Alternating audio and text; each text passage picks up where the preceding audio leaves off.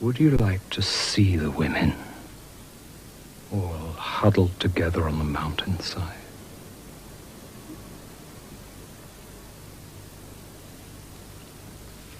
Yes. Yes. I'd give anything to see that.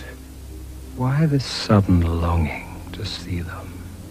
Euripides' The Bacchae presents the conflict between the orderly society of the Greek ruler Pentheus and the chaotic force of Dionysus, god of wine and theater.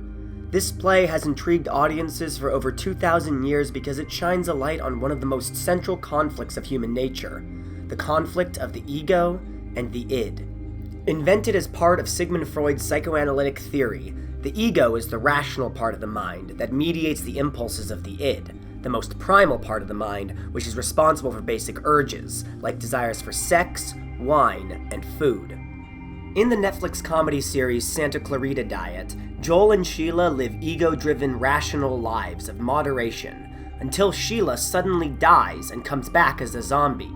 Unlike other mindless monsters, Sheila is a creature governed entirely by her id.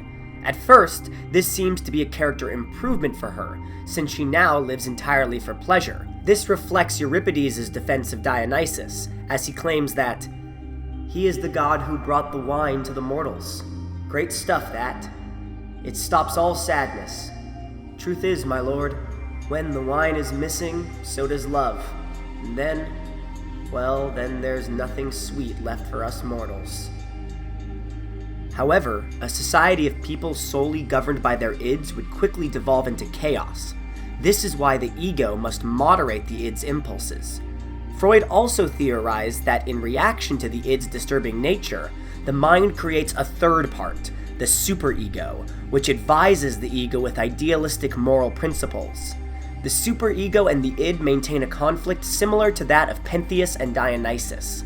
The superego maintains order, while the id undermines it with chaos. Freud claimed that this necessitated the creation of an all-powerful moral god who would represent the ideals of the superego.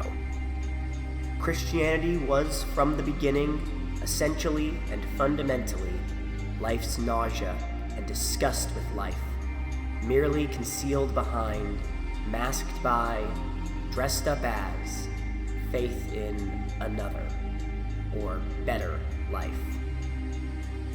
German philosopher Friedrich Nietzsche claimed that the creative expressions of human nature were stifled by the suppression of the id. He characterized all art as the conflict between two forces, the Dionysian chaos and the Apollonian order. Nietzsche's solution was not to eliminate one force, but to revel in the harmony of both. The freedom which comes from Sheila's zombiedom is sought after in our moral world. Sick of scientific rationalism, we see people embracing spiritual and emotional practices like astrology, ecstatic dance, psychedelics, and hedonistic parties. These are remedies to an intensely structured world, a world where delicious food is accessible, but people still choose to live by strict diets, a world where people live longer, but spend most of their time in drab office spaces and staring at screens, a world where technology makes communication easier than it ever has been, but rates of loneliness, depression, and isolation continue to increase. In such a world, it makes sense that the hedonistic Dionysian would be attractive, and embracing the id would be not seen as dangerous, but as freeing. I am Dionysus, son of Zeus.